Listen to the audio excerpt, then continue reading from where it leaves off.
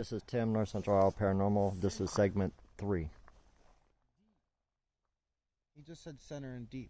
But now we're going to get into the Light and Hope Orphanage, which is up here on the hill. Do not go up there. That is where the ranger lives. That's where the orphanage used to be. Shaman. Oh, we're going to get some good shit tonight. All right, so now is the tale of the Sprunger family. This is the whole backstory to the children perishing in the ghost tale, and probably the longest part of this article, and the most confusing. Just keep reading, no matter what they say. The Light and Hope Orphanage opened in Berne, Indiana, and it housed over 100 orphan children, ward children from the surrounding states. The orphanage had a boys' and a girls' home, and it was housed, and also housed the Light and Hope Publishing Company. J.A. Sprunger was born in Switzerland, and he had immigrated to the United States. He met his wife, Catherine Sprunger, in the town of Wabash. You have more? Yeah, I have more. Oh, wow.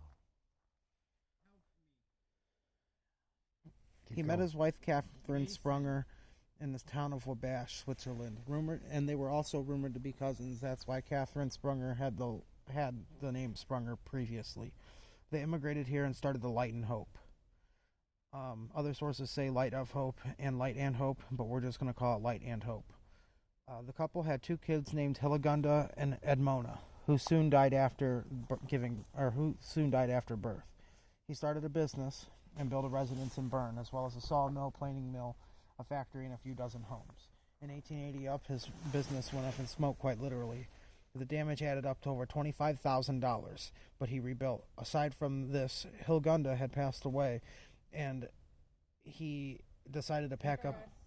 He decided to pack up and move. Wow, that was weird. Take a rest. Why? They traveled back to Switzerland, and they became ordained to the ministry.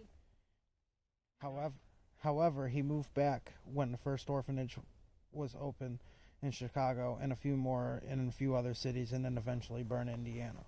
So this was like pre-orphanage, from what I'm understanding.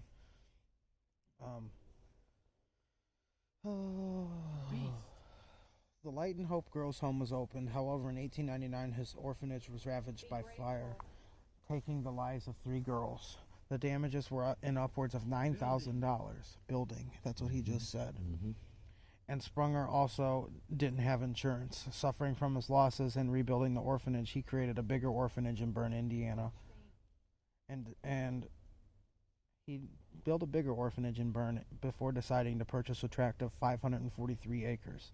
From there, he decided to move some of the children. No, I'm not finished. Wow. It's hard. Is it hard listening to all this? Okay. Suffering from his losses after rebuilding the orphanage, he built a bigger orphanage in Berne before deciding to purchase 543 acres of land. From there, he decided to move the children to Indiana, to the area, and open up another Light and Hope orphanage. And then initially he purchased the Hughes home, the Schumacher farm, and then those were also located a quarter of a mile up the road, which is that way.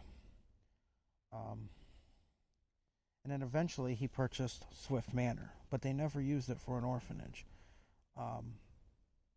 Shortly after moving here, rumors started speculating about the mistreatment of the kids. Dude, they're both talking. It's not it. I'm still going, whether you like it or not. And they're both talking at the same time.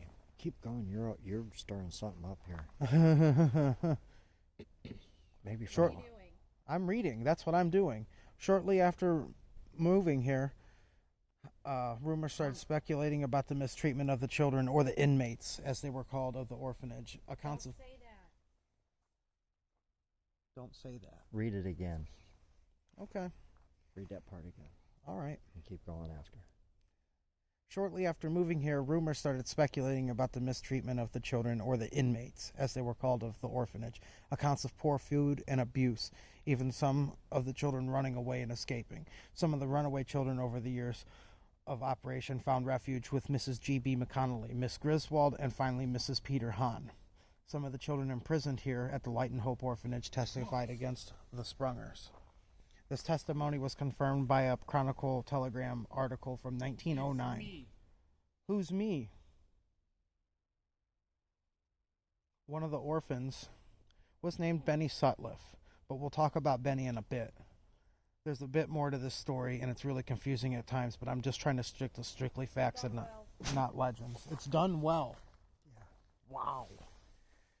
All right. There is only one confirmed death of an orphan on the premises, and his name's Charles Lawhead. And he died right here on this road. Yep. He was sledding down the hill. He lost. It wasn't up?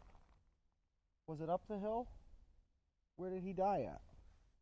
That's crazy. Because he got ran over by... In the way. Who's in the way? Who do you want to move? Anyways. Charles Lawhead is the only confirmed death on this property, and we're going to talk... No, you haven't.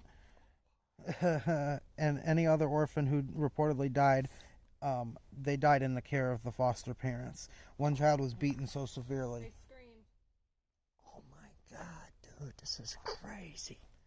Yeah, told you. So, I will talk about this later. Any other orphan who reportedly died in the care of the foster parents. Some of the kids ran away. Mr. Sprunger eventually passed away after suffering a series of strokes. Mrs. Sprunger closed the doors by 1916 and packed the remaining kids up and moved back to Bern. After her husband passed, she reportedly had her daughter exhumed twice. So she had her daughter exhumed when they moved here after she passed away in Indiana, from what I'm understanding. They had her exhumed once, buried here, exhumed again, buried back in Bern. That's what I understand. I'll hurt you. So they buried her back in Indiana so that way she could be buried with her dad. Okay, folks, we're coming up on another segment. Today. Let me end this one. This is... The management of the Light and Hope Orphanage was passed on to the Friends Church of Cleveland, and Walter J. Malone became the superintendent, and then eventually the doors closed for good. Let's end this. The next segment will be... The court testimonies. We're going to get into the actual court testimonies, the real. All this is real. So let me... This is all stuff I've dug up on Google. Ancestry. Well, not me personally, but her. Her and me. We both have dug this up over the course of 3 days. We've been finding stuff. I've used people's ancestries just so I could find this stuff out. So let me kill this one. We're up to the mark. We'll be back. All right, we're going to